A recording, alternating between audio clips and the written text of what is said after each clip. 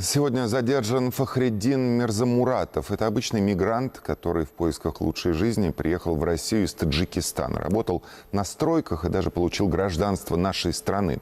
Ну а в какой-то момент почувствовал призвание к блогосфере.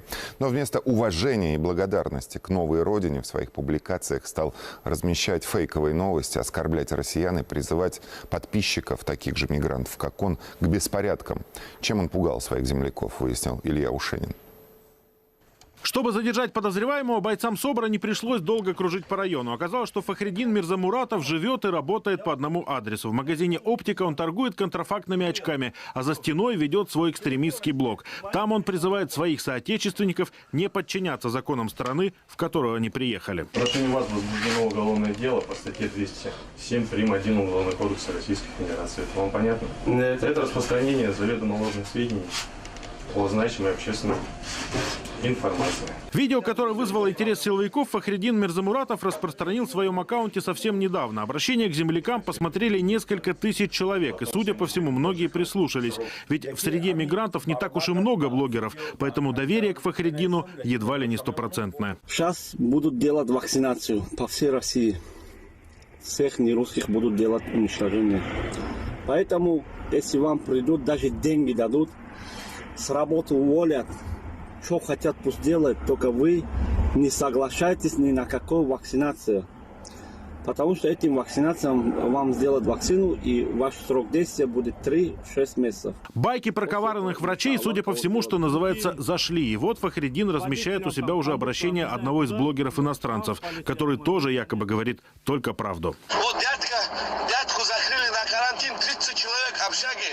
Взяли у всех мазок. На третий день один умер.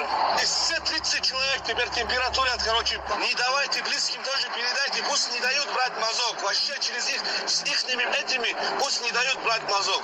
Заболели конкретно все. На вопросы, откуда вот это все, Фахриддин заявил, что знает, о чем говорит. Ведь он с медициной давно на «ты». Кто по специальности? Медбрат. Медбрат? Да. У вас высшего образования даже нет. Вы медбрат. Какое вы имеете право рекомендовать гражданам публично отказываться от вакцинации? У вас образование клизму ставить. Медбрат. А еще раньше популярный блогер призывал своих подписчиков и вовсе убивать. Речь шла о бытовом конфликте, в котором прораб на одной из строек избил приезжего. Мужской поступок. Он должен для себя совершить мужской поступок и должен убить этого русского, убить его вместе с его домочадцами. Если не убьешь, знай, что завтра в судный день ты предстанешь перед Аллахом милостивым и будешь в муках. Впрочем, сейчас в присутствии бойцов СОБРа Фахриддин опять словно ничего не помнит. Убей этого русского вместе с его семьей. Нет, я не сказал такое. Вы как-то не сказали. В публичном доступе ваше видео.